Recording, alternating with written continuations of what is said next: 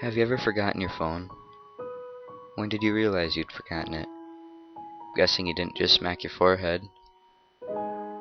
The realization probably didn't dawn on you spontaneously. More likely you reached for your phone, prying open your pocket or handbag, and were momentarily confused by it not being there. Then you did a mental restep of this morning's events. In my case, my phone's alarm woke me. As normal, but I realized the battery was lower than I expected. It was a new phone, and it had this annoying habit of leaving applications running that drained the battery overnight. So I put it onto charge while I showered, instead of into my bag like normal. It was a momentary slip from the routine, but that was all it took. Once in the shower, my brain got back into the routine. It follows every morning, and that was it. Forgotten. This wasn't just me being clumsy, as I later researched. This is a recognized brain function. Your brain doesn't just work on one level, it works on many, like when you're walking somewhere. Think about your destination and avoid hazards, but you don't need to think about keeping your legs moving properly. If you did, the entire world would turn into one massive hilarious guap cosplay. I wasn't thinking about regulating my breathing. I was thinking about whether I should grab a coffee on the drive to work. I wasn't thinking about moving my breakfast through my intestines. I was wondering whether I'd finish on time to pick up my daughter Emily from nursery after work, or get stuck with another late fee. This is the thing. There's a level of your brain that just deals with routine, so the rest of the brain can think about other things. Think about it. Think about your last commute. What do you actually remember? Little, if anything, most likely.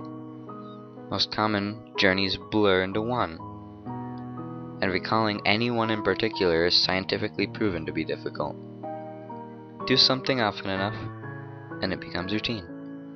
Keep doing it, and it stops being processed by the thinking bit of the brain and gets regulated to a part of the brain dedicated to dealing with routine. Your brain keeps doing it, without you thinking about it. Soon, you think about your route to work as much as you do keeping your legs moving when you walk, as in, not at all. Most people call it autopilot, but there's danger there.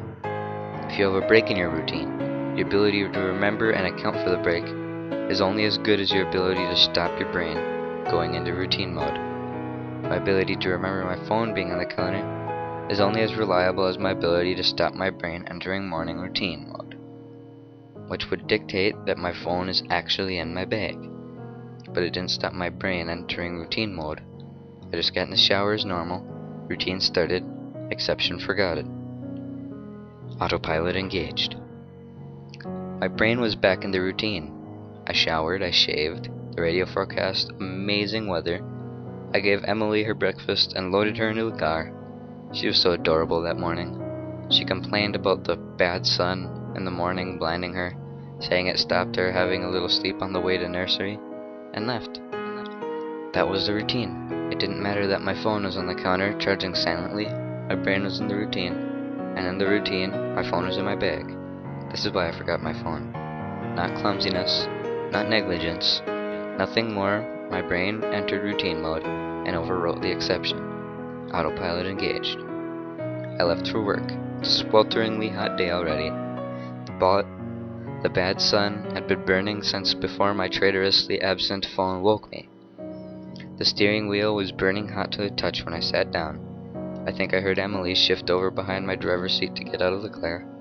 But I got to work, submitted the report, attended the morning meeting. It's not until I took a quick coffee break and reached for my phone that the illusion shattered. I did a mental restep. I remembered the dying battery. I remembered putting it on to charge. I remembered leaving it there. My phone was on the counter. Autopilot disengaged. Again, therein lies the danger. Until you have that moment, the moment you reach for your phone and shatter the illusion, that part of the brain is still in routine mode. It has no reason to question the facts of the routine. That's why it's a routine. Attrition of repetition. It's not as if anyone could say, "Why didn't you remember your phone? Didn't it occur to you? How could you forget? You must be negligent." This is to miss the point. My brain was telling me the routine was completed as normal, despite the fact that it wasn't. It wasn't that I forgot my phone. According to my brain, according to the routine, my phone was in my bag. Why would I think to question it? Why would I check? Why would I suddenly remember, out of nowhere, that my phone was on the counter? My brain was wired into the routine, and the routine was that my phone was in my bag. The day continued to bake. The morning haze gave way to the relentless fever heat of the afternoon. Tarmac bubbled. The direct beams of heat threatened to crack the pavement. People swapped coffees for iced smoothies. Jackets discarded, sleeves rolled up, ties loosened, brows mopped. The park slowly filled with sunbathers and barbecues. Window frames threatened to warp. The thermometer continued to swell. Thank God the offices were air-conditioned. But as ever, the furnace of the day gave way to a cooler morning. Another day, another dollar. Still cursing myself for forgetting my phone, I drove home. The day's heat had baked the inside of my car, releasing a horrible smell from somewhere. When I arrived on the driveway, the stones crunched comfortingly under my tires. My wife greeted me at the door. "Where's Emily?" Dang it! As if the phone wasn't bad enough after everything, I'd left Emily at the nursery after all. I immediately sped back out the nursery. I got to the door and started practicing my excuses, wondering vainly if I could charm my way out of the late fee. I saw a piece of paper stuck to the door. "Due to vandalism overnight, please use the side door. Today only." Overnight? What? But the door was fine this morning. I froze. My knees shook. Vandals. A change in the routine. My phone was on the counter. I hadn't been here this morning. My phone was on the counter. I'd driven past because I was drinking my coffee. I'd not dropped off Emily. My phone was on the counter. She'd moved her seat. I hadn't seen her in the mirror. My phone was on the counter. She'd fallen asleep out of the bad sun. She didn't speak when I drove past her nursery. My phone was on the counter. She'd changed the routine. My phone was on the counter. She'd changed the routine and I'd forgotten to drop her off. My phone was on the counter. 9 hours. That car, that baking sun, no air, no water, no power, no help, that heat, a steering wheel too hot to touch, that smell. I walked to the car door, numb, shock. I opened the door. My phone was on the counter, and my daughter was dead.